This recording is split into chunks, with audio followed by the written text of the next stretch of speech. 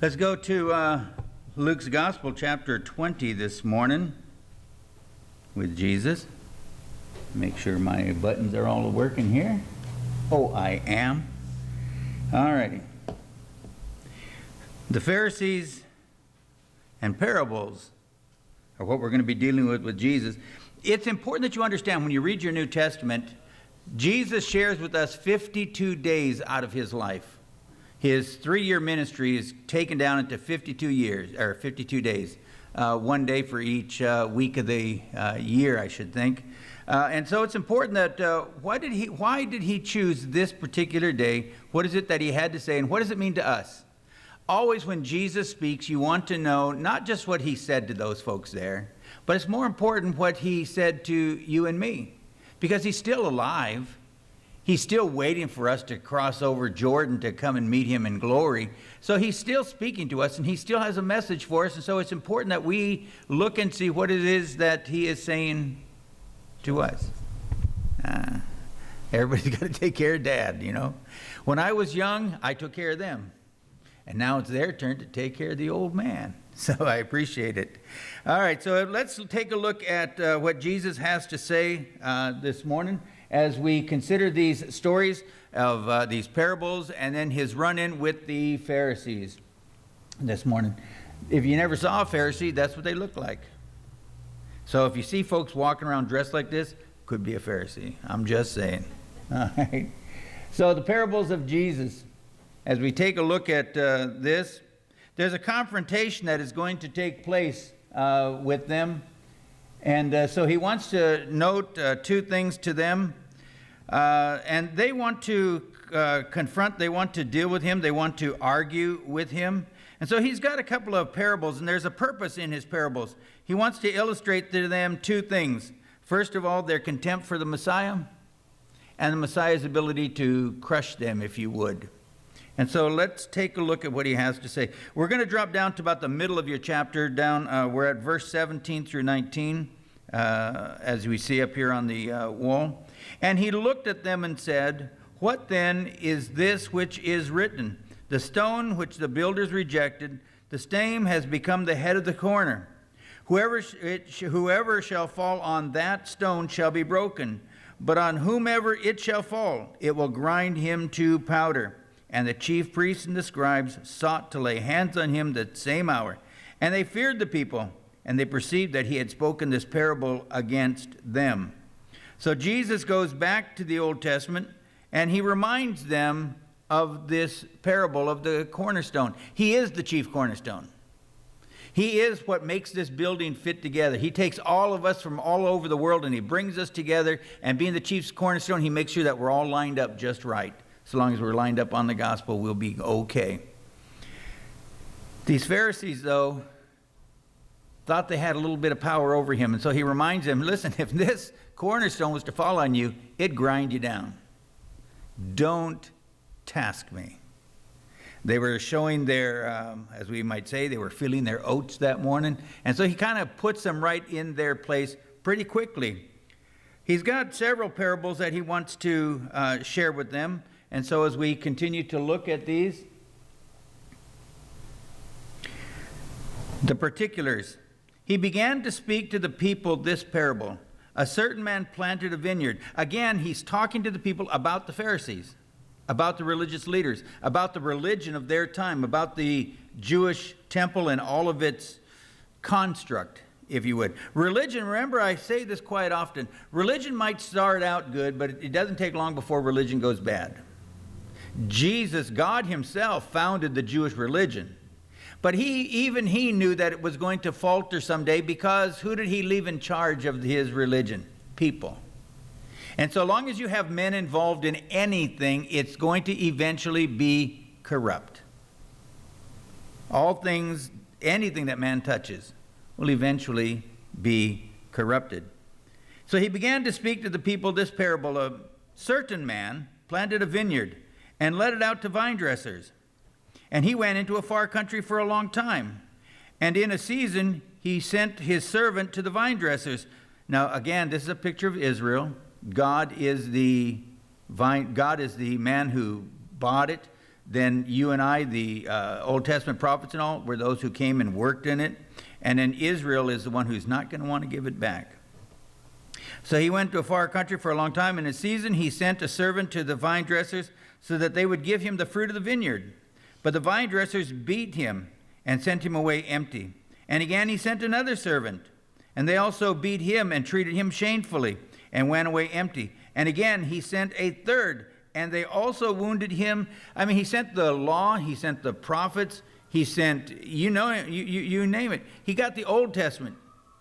He sent preachers. And still, what did they do? They abused it. Israel is just terrible at following the Word of God throughout the Old Testament. And so they turned on God and turned his religion really against him. And so he is dealing with them. And so now the Lord is going to continue to come, as we see. And the Lord of the vineyard said, "What shall I do?" This is God wondering. "I will send my beloved Son." Get the picture now? "For God so loved the world that he gave his only begotten Son," not just to save Israel, but the whole world. But here we see Israel being pictured. The Pharisees should have got this picture. Hey, we're supposed to be honoring this man. Instead, they were making plans now how they might murder him. Pretty big contrast in our story. And so the Lord of the vineyard said, "What shall I do? I will send my beloved Son. It may be that they will respect him when they see him." But when the vine dressers, those Pharisees, saw him, they reasoned among themselves, saying, "This is the heir. Come, let us kill him, so that the inheritance may be ours." And again, this is not lost on them, that he's talking about them in this manner. So they drew him out of the vineyard and killed him. And what then shall the Lord of that vineyard do to them? He shall come and destroy those vine dressers, and shall give the vineyard to others. And when they heard this, they said, "Let it not be." So again, they're taking a look at this, and these vine dressers, they saw certain things there. There wasn't a work agreement. You would work for me. For a while, they did. And then their wickedness crept in, and then the wrath of God had to come after them. And so this is not a place, and the Jews would recognize this because in their own history, they knew that they were once taken out of the vineyard. They were taken captive to Babylon. They served 70 years to foreign kings. Why? Because they didn't want to serve God. Because God said, "Here's what you do. You do what I want you to do." They said, "Nah, I don't think so." So God took them out, destroyed their land, destroyed the people, brought back just a remnant. And to this day, that remnant is still with us. In 70 AD, after Jesus, the life of Jesus Christ, and he talked last week when we were studying, we saw that he was talking about Titus in 70 AD would come in and completely destroy Jerusalem for the same reason. They're not serving God. And so there's a lot of destruction coming their way. He continues on with them, though, letting them know this prophecy pointed out in this parable. Jesus says, as this is predicted in Psalm, now he quotes Psalm 18:1 and 22, 118:22. "And he looked at them and said, What then is that which is written? The stone which the builders rejected, the same has become the head of the corner. Whoever shall fall on that stone, they shall be broken, but on whomsoever it shall fall, it will grind them to powder." So this is so well, you don't catch God off guard. When God founded the Jewish religion, he said, "You know what, I'm going to have a problem with these folks." So he says, "David, will you do me a favor? Do you write Psalm 118 and put in verse 22, this confrontation I'm going to have with me and these Pharisees right about now?" God knows everything. He knows it long before it even happens. He knew about the turning against him that would take place. All the while he was heading to Jerusalem, he's just at the gate, and we have watched him as we have traveled through Luke's gospel now, and we have watched him say, "When I get to Jerusalem, they're going to arrest me, they're going to beat me, they're going to crucify me, they're going to bury me." But it doesn't end there. "On the third day, I'm going to come back from the dead." What did his disciples say? "We don't understand this." They get to Jerusalem, and they're going to be surprised. Look, they're arresting him. It doesn't matter to them until after it all happens. Then on Sunday morning, I could have had a V8. All of a sudden they realize, hey, guess what? He went to Jerusalem, they arrested him, they crucified him, they buried him, and hallelujah, on the third day up from the grave he arose. They're not going to get it until it happens, although he is telling them over and over and over again. God knows what God knows, and God knows with a certainty everything he knows, and it will happen the way he says it will happen, whether you believe it or not. I don't care if you trust this book or not. It doesn't change the book. I don't care if you trust Jesus Christ or not. It doesn't change the fact that Jesus Christ is the way, the truth, and the life, and no man comes unto the Father but by him. You can't alter, you can't change that. That is written in God's word. That is God's own statement concerning his Son. And let me tell you, we rise and fall on that. Every knee will bow, and every head shall bow, and every knee shall bend at the sight, at the name of Jesus Christ. You might not do it on this world, but you'll do it just before you go to hell. I would just as soon do it now and go to heaven. And so the prophecy concerning it, but that's not all. There's also the plot. Remember I told you, they got it. They understood everything. This parable with its earthly story and its heavenly meaning wasn't lost on these guys. They knew, hey, this ain't too heavenly. It's really very earthly, and you're talking about us. Look at this. The Jewish leaders looked for a way to arrest Jesus. And the chief priests and the scribes sought to lay hands on him that same hour. If only there was no one around. Boy, we'd teach you a thing or two. And they feared the people, though, for they perceived that he had spoken this parable against them. They knew it. You know, people sometimes say, oh, Jesus was so sweet. No, he wasn't. You ask those Pharisees how sweet he was when he said this rock's going to fall on you and it's going to grind you to pieces. Hey, one of these days, the landowner's going to come back and he's going to destroy all you people. What? What happened to that sweet, sweet, sweet words of Jesus? They're still there. Whosoever believeth in me shall not perish but have everlasting life. You don't get much sweeter than that. I go to prepare a place for you. And if I go, I will come and bring you unto myself. You don't get much sweeter than that. But to these Pharisees, hey, got something for you guys too. Got something for you too. Now let's take a look then at this confrontation more directly. Again, not a real good picture of Pharisees. They probably upset at me for taking that picture, but that's them. All right, so let's take a look at it. Look at this confrontation that we're going to be taking apart in two different parts. He's going to challenge their wickedness, and they're going to bring up on 4 separate occasions or 4 different arguments against them. So let's take a look at these. Concerning his authority, they wanted to know his authority because he just challenged them. Hey, we're religious guys. What's your authority against us? We're the chief priest. But aren't chief priests supposed to be serving God? Isn't the purpose of the priest to serve the Lord? And they're asking the Lord to serve them. Isn't that sometimes how we are? Isn't it our life to serve Jesus Christ, who is our Lord and Savior?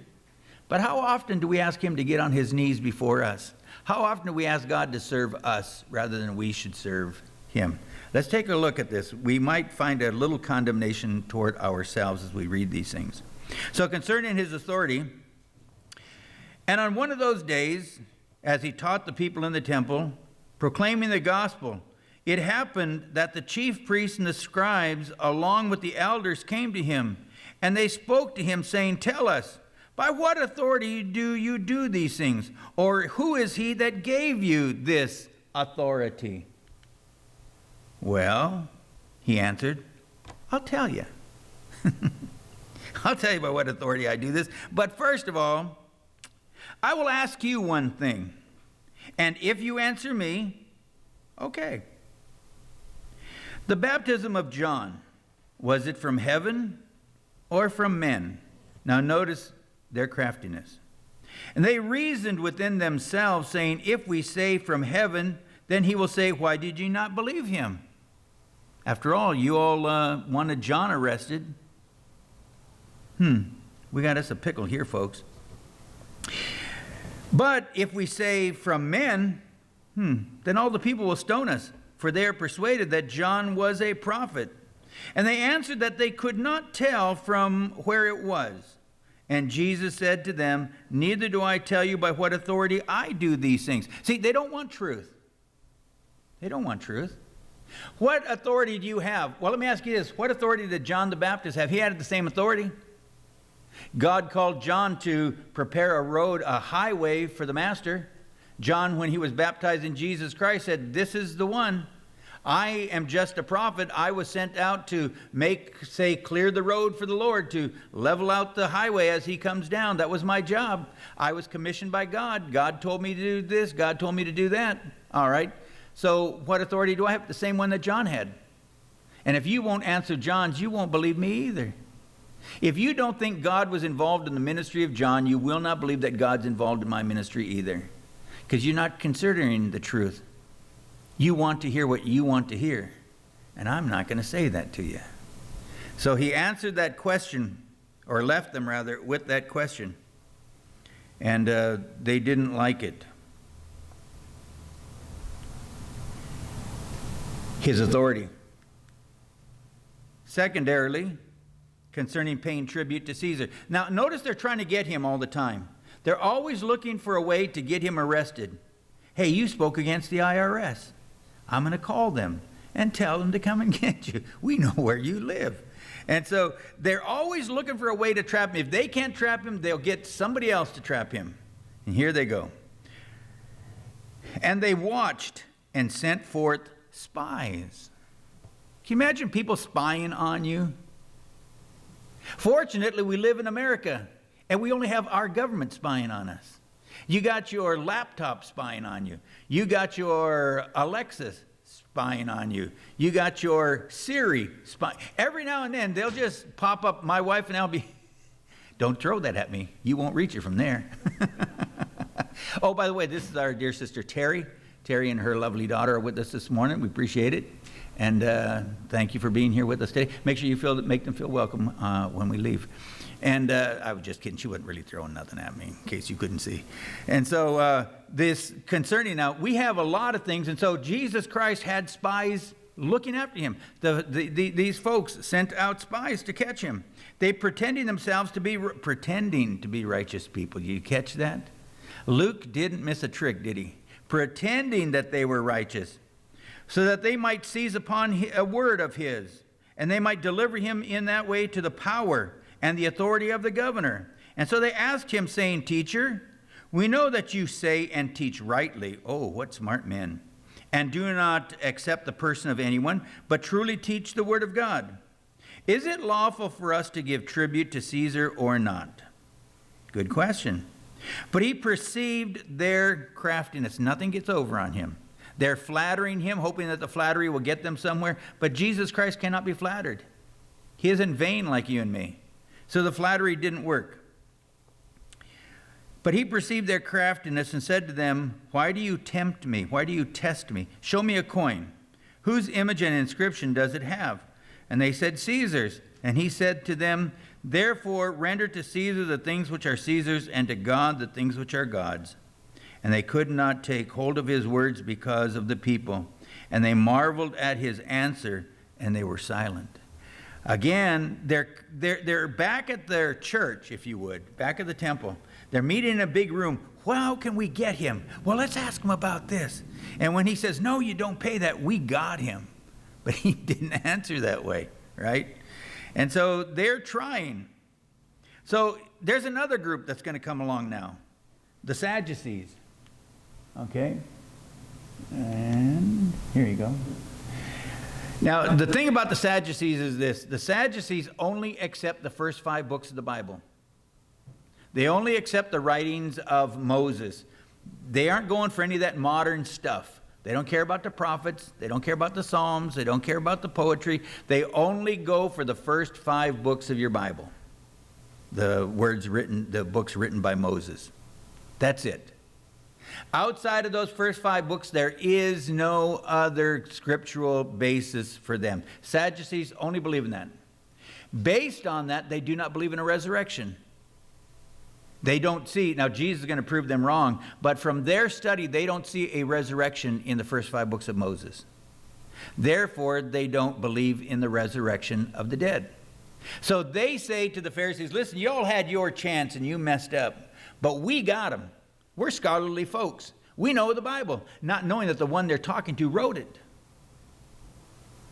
Every word of this book came out of his lips in heaven. But they're smart men and they're going to catch him. Notice this. And certain of the Sadducees came, those speaking against a resurrection, that it was not to be. Now remember, they don't believe in a resurrection, so they're going to puzzle him with a tricky question. And they asked him, saying, Teacher, Moses wrote to us. Remember, they only believe in the first 5 books, the books of Moses. That's all they have in their Bible. Moses wrote to us, if anyone's brother dies having a wife, and if he dies without children, his brother should take his wife and rise up seed to his brother. Therefore, and here's the tricky question, therefore there were 7 brothers. The first took a wife and died without children. So the second one married her, and she died childless, or rather he died childless too. A third took her, and likewise all 7 of the brothers had no children, and they all died. Last of all, wore out, this poor old woman died also. It doesn't say that, I just added that one in there.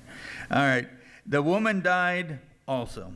Therefore, and this is where they got him. Notice how proud they are with their therefores. Therefore, in the resurrection, they don't believe in one. They're mocking him with the term resurrection here. Jesus said, I am the resurrection and the life. So they're mocking him in the resurrection, which they don't believe in. In the resurrection, whose wife shall he be? Jesus answered them, saying to them, the sons of this world marry and are given in marriage. But they who shall be counted worthy to obtain that world of the resurrection from the dead, they neither marry nor are given in marriage, nor can any die anymore. But they are equal to angels, and they are the sons of God, being the sons of the resurrection. Definitely pointing out the fact that there's a resurrection. Now remember, their quote is always Moses, right? Notice what Jesus does to them. But that the dead are raised, even Moses pointed this out at the bush. What? Moses pointed out the resurrection? Yeah. Didn't you ever read the story of the burning bush? And he goes on to say, when he called the Lord the God of Abraham, the God of Isaac, and the God of Jacob. For he is not the God of the dead, but the God of the living.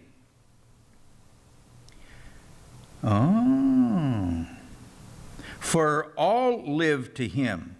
And answering certain of the scribes said, Teacher, you have spoken well. And after that they didn't dare ask him anything.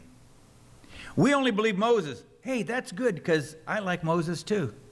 Remember when he was at the burning bush and what he said? And he quotes Moses to prove the resurrection to them. And they said, that's it. That's it. We got no more questions. We'll have to think on this one. When you try to get too crafty with God, you'll always fail.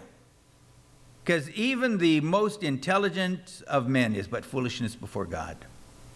And the foolishness of God is wiser than the wisest man. The Bible always reminds us of those things. And so they wanted to test him one more time. And they're going to bring this about.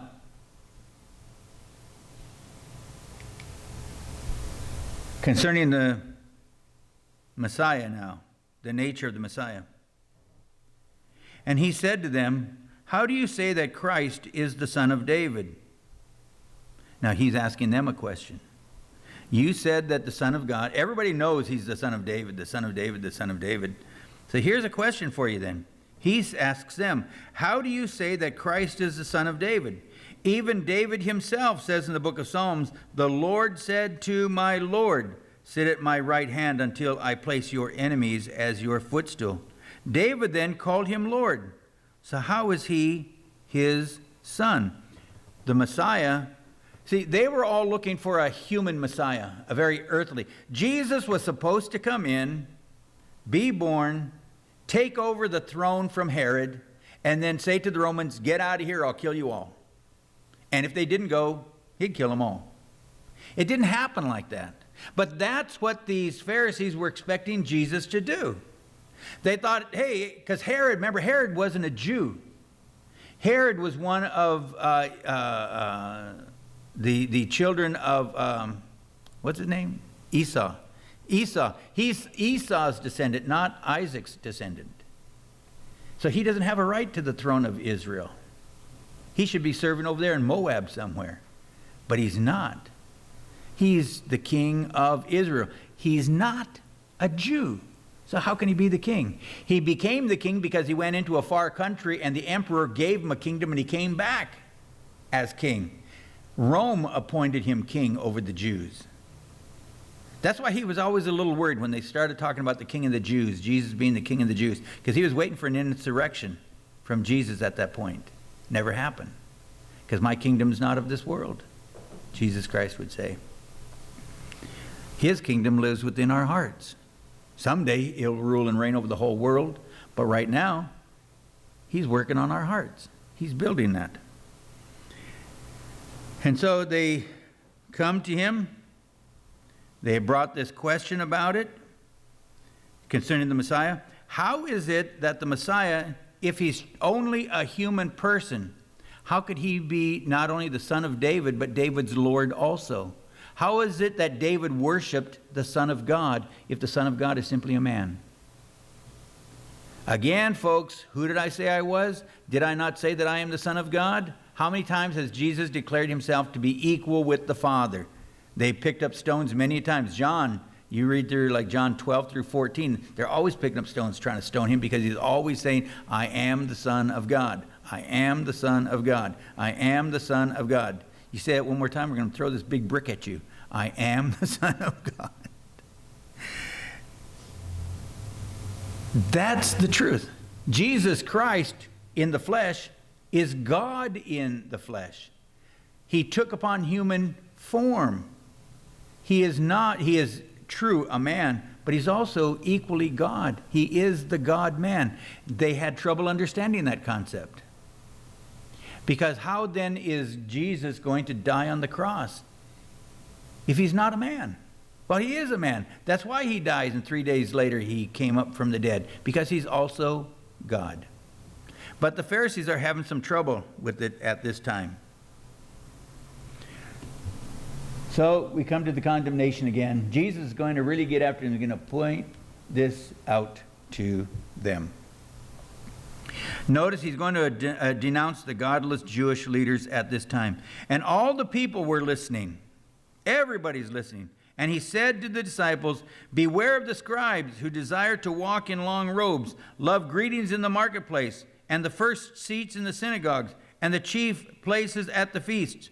And yet they devour widows' houses. They make long prayers for a show. At the same they shall receive more severe condemnation. Why? Because of their pride, because of their cruelty, because of their hypocrisy. Punishment is coming to them.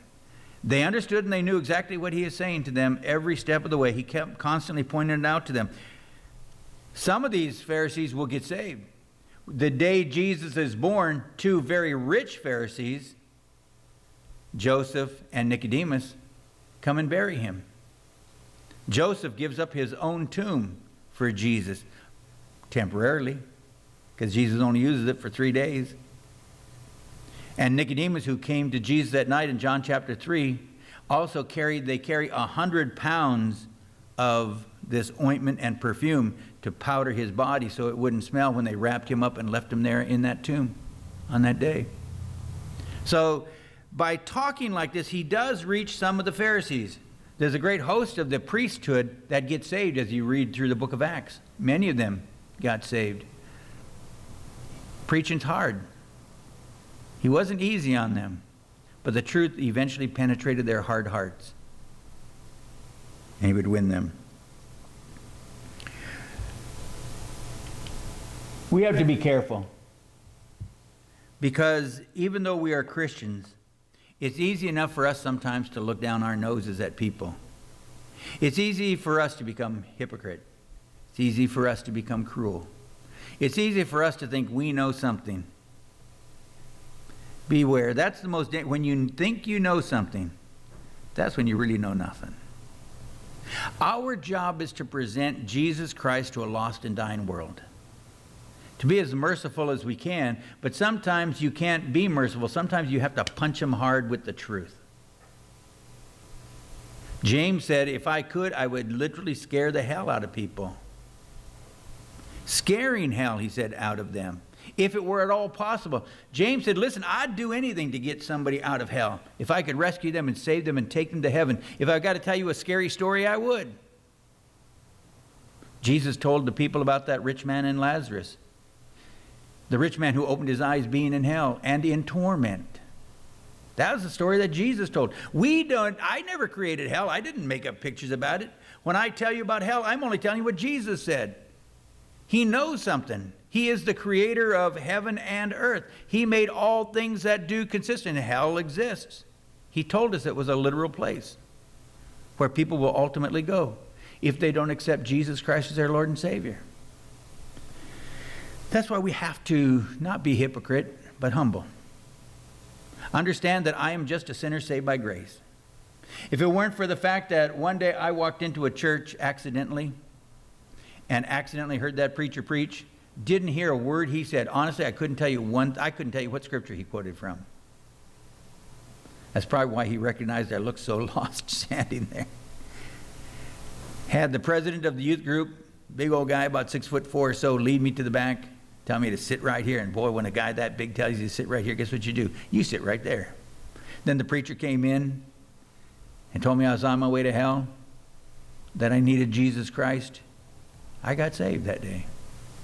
I got saved because Jesus loves me, and somebody was willing to tell me a hard truth, that I'd bust hell wide open if I didn't accept Christ as my Lord and Savior. And it worked. I've been saved ever since that time. October 3rd, 10 minutes to 8. I tell you that all the time. Look at the conclusion that we have then. And we must remember these things. The teachers of religious law love the benefits associated with their position. And that's the problem sometimes with being a preacher. You love the fact that people love you. You love the fact that you get to stand here and people respect you. But if you don't respect them back, it won't last for long. You don't get to lord things over people. You are the servant of all. The teachers of religious law love the benefits associated with their position. And they sometimes cheated the poor in order to get even more benefit. You have a lot of churches out there today fleecing the flock. You got a lot of preachers out there who are in it for the money. They will pay their price. The rock will fall on them. That cornerstone will grind them to pieces someday because they're choosing to make money instead of bringing people to know Jesus Christ better. I have no pity for them. Every job has its reward, but gaining rewards should never become more important than doing the job faithfully. Granted, there are benefits to this. My greatest benefit will be when I get to heaven and God says to me, "Well done, thou good and faithful servant." Because what else do I have at that time? Houses, cars, monies, they'll all be left here. When I go to heaven, my wife will probably put me in a nice suit, make sure there's no money in the pockets. Right? My kids will say, "Hey, we need Dad's cash." Right? My grandkids will say, "I wonder which of Grandpa's cars I will drive today." I don't take any of that with me. I have those things, but they stay here. So I'm not working for those things. I am working for that one thing, which is the smile of Jesus Christ upon my life. And you should be working for that same goal. We all have that same goal. I remember my mother in her last days. She came down with Parkinson's, and she was suffering quite a bit. Everything hurt. And she said, "You know, I always knew I never had any crowns to cast at Jesus' feet like you do," she would say to me. "But maybe this suffering, maybe this pain that I'm going through, maybe I can make that a crown for Jesus if I suffer the best that I can." At the end of her life, she wanted to hear, "Well done, thou good and faithful servant." So she took the pain and the agony that Jesus gave her and took it as the gift of getting a crown. Finally, I can get a crown. She wasn't worried about me. She knows I got a couple of them laid up. She wanted one for her too. And I know when my mama got there, Jesus gave her a crown because she was faithful to the end. And she brought honor and glory to him through the end of her life. God will punish people who use their position of responsibility to cheat others. Let us remember that. Use whatever resources you have been given to help others and not just yourself. The source of joy is still Jesus, others, and you. Let's not forget that.